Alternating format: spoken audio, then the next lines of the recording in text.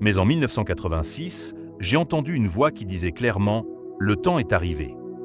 Cette voix m'a vraiment interpellé. Je savais que c'était le Seigneur qui me parlait. Mais je n'avais pas compris tout de suite ce qu'il voulait dire par « le temps est arrivé ».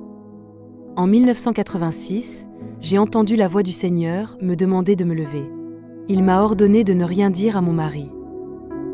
Parce qu'à cette époque, dans notre Église, les femmes avaient le devoir de servir Dieu dans la plus grande discrétion, même dans l'exercice des dons spirituels. Aujourd'hui, les choses ont beaucoup évolué. Le Tout-Puissant savait que si je parlais à mon mari de la mission qui m'était confiée, il devait forcément m'en empêcher. Alors, quand il est allé au travail, je suis sortie. En route, j'ai croisé une femme. Le Saint-Esprit m'a dit que cette femme allait chez les charlatans. Je l'ai saluée et lui ai demandé comment elle allait. Séance tenante, pendant que nous conversions, le Saint-Esprit m'a révélé qu'elle allait consulter un charlatan pour la guérison de son frère qui était devenu fou. Et tout de suite, je le lui ai dit. Étonnée par la révélation que je venais de lui faire, elle a pris la résolution de rebrousser chemin avec moi. Arrivée chez elle, j'ai trouvé un homme enchaîné. Son aspect trahissait la folie qui l'animait. Les parents de la dame et les voisins devenaient de plus en plus nombreux devant cet homme, en me voyant le regarder attentivement. Le Saint-Esprit m'a alors révélé la cause de cette folie, c'était des mauvais esprits. L'Esprit de Dieu m'a ensuite demandé de les chasser.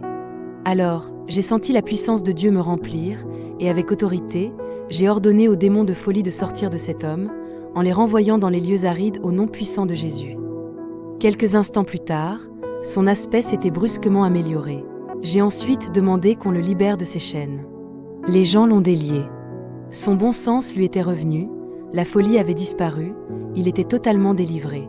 Les cris de joie des parents de cet homme se mêlaient aux cris d'étonnement des voisins et des passants qui disaient « Comment cette femme a-t-elle pu délivrer cet homme de la folie ?» Dieu a opéré ce miracle au quartier Migara, à Franceville en 1986, j'avais 31 ans. Le fou délivré s'appelle Jean-Pierre. Il est encore vivant aujourd'hui, et cette folie n'est plus jamais revenue jusqu'à ce jour. Jean-Pierre nous a alors cédé sa maison, en réponse à l'ordre qu'il avait lui-même reçu de Dieu, sans que nous ne lui demandions quoi que ce soit.